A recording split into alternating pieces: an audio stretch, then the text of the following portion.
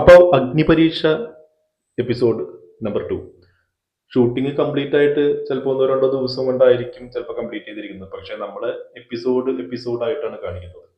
ഇപ്പൊ എന്തൊക്കെ പറഞ്ഞാലും ഈ അഗ്നിപരീക്ഷയിൽ കോമണറിനെ സെലക്ട് ചെയ്യുന്ന പ്രോസസ്സിൽ പല രസകരമായിട്ടുള്ള സംഭവങ്ങളും അതിനിടയിൽ നടക്കുന്നുണ്ട്. അത് ഇപ്പൊ ജഡ്ജസിനിടയിലാണെങ്കിലും അങ്ങോട്ടും ഇങ്ങോട്ടും ഓരോ കുത്തുകൾ കൊടുക്കുന്നുണ്ട്. അത് അവർ ആ രീതിയിൽ തന്നെ എടുക്കുന്നുണ്ട്. ഇന്നത്തെ എപ്പിസോഡിൽ നമുക്ക് കാണാൻ കഴിഞ്ഞത് റെനീഷയ്ക്കിട്ടൊരു കൊണ്ടു കൊടുക്കുന്നുണ്ട്. അത് മറ്റൊന്നുകൊണ്ടല്ല, റെനീഷ തന്നെയാണ് അതിന് തുടക്കമിടാനായിട്ടുള്ള കാരണമായിരിക്കുന്നത്. അതായത് ഇപ്പോ മത്സരാർത്ഥികളെ പറ്റി അഖിലിനോട് ചോദിക്കുമ്പോൾ അഖിൽ പറയുന്നുണ്ട്, ഹുസൈൻ ബോൾട്ടിന്റെ കാര്യമാണ് പറയുന്നത്. ഹുസൈൻ ബോൾട്ട് ഗോൾഡ് മെഡൽ നേടിയത് കൊണ്ട് തന്നെ ഫസ്റ്റ് ഹുസൈൻ ബോൾട്ടിനെയാണ് ഓർമ്മിക്കുക. 2ാം സ്ഥാനം വന്ന ആൾക്കാരെ നമ്മൾ ആരും അങ്ങനെ ഓർമ്മിക്കാറില്ല എന്ന് പറയുമ്പോഴാണ് റെനീഷ ചിലപ്പോൾ റെനീഷയ്ക്ക് തോന്നിയിട്ടുണ്ടാവും അഖിൽമാരാറും റെനീഷയാണ് വന്നത്. അപ്പോൾ റെനീഷയെ ആരും ഓർമ്മിക്കുന്നില്ല എന്നുള്ള രീതിയിലാണ് പറഞ്ഞതെന്ന് ഓർത്തിട്ടായിരിക്കും ചിലപ്പോ റെനീഷ അങ്ങനെ പറയും. അത് എനിക്കിട്ടൊരു കൊട്ടാണെന്നുള്ള രീതിയിൽ റെനീഷ പറയുന്നുണ്ട്. അഖില് ചിലപ്പോൾ അത് വിചാരിച്ചിട്ടുണ്ടാവില്ല.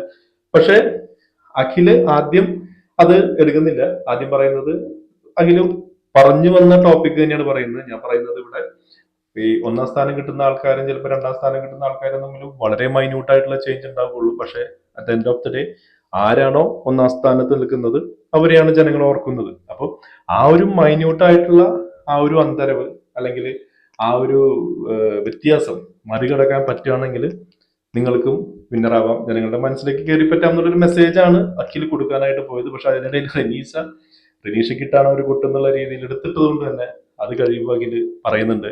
പക്ഷെ നമ്മൾ തമ്മിലുള്ള അന്തരം വോട്ടുകളുടെ വളരെ വലിയ അന്തരമായിരുന്നു എന്ന് പറഞ്ഞത് കേട്ടതോടുകൂടി റെനീഷയ്ക്ക് അപ്പോൾ കുറച്ച് ദേഷ്യം, ഒരു ചമ്മല് കാരണം വരുന്നുണ്ട്. അത് മുഖത്ത് കറക്റ്റായിട്ട് പ്രകടമാകുന്നുണ്ട്. റെനീഷ അതിന് പ്രതികരിക്കുന്നുണ്ട്. വെറുതെയല്ല നിങ്ങളെ മറ്റ് 2 കണ്ടസ്റ്റന്റിനെയും അകത്തിയിരുത്തുക എന്ന് പറയുന്നുണ്ട്. അപ്പൊ അഖിൽ അതിന് കറക്റ്റ് ആയിട്ടുള്ള മറുപടി പറയുന്നുണ്ട്. സിംഗം ഒറ്റയ്ക്ക് തന്നെ ആയിരിക്കുക എന്നുള്ള ഡയലോഗ് പറയുന്നുണ്ട്. പക്ഷെ ഇതില് എനിക്ക് തോന്നുന്നത് ചിലപ്പോ ഈ ഒരു ഷോ എന്ന് പറയുന്നത് ഇവര് ഇപ്പൊ ജഡ്ജസ് ആയിട്ടിരിക്കുന്നതാണെങ്കിലും അവതാരകയായിട്ട് വന്നതാണെങ്കിലും ഇവര് ബിഗ് ബോസ് കണ്ടസ്റ്റന്റ് തന്നെയാണ്. അവരതിന്റെ എക്സ്പീരിയൻസ് അറിയാം, അതിൽ കളിച്ചിട്ടുള്ള എല്ലാ കാര്യങ്ങളും അവർക്ക് അറിയാം.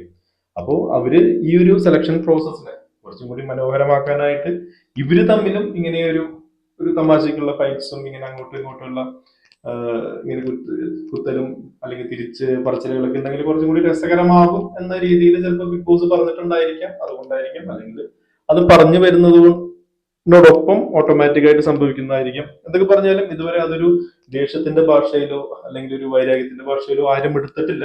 അത് ആ ഒരു സെൻസ് ഓഫ് ഹ്യൂമറോടുകൂടി തന്നെയാണ് ഇപ്പോൾ അഖിൽ റിയാസിനെതിരെ പറഞ്ഞപ്പോഴും റിയാസ് തിരിച്ചു പറഞ്ഞപ്പോഴും പിന്നെ രഞ്ജിനി അഖിലിനെ പറഞ്ഞപ്പോഴൊന്നും അത് സീരിയസ് ആയിട്ട് എടുക്കാതെ അവർ വലിയ കുഴപ്പമില്ലാത്ത രീതിയിലാണ് പോയിക്കൊണ്ടിരിക്കുന്നത്.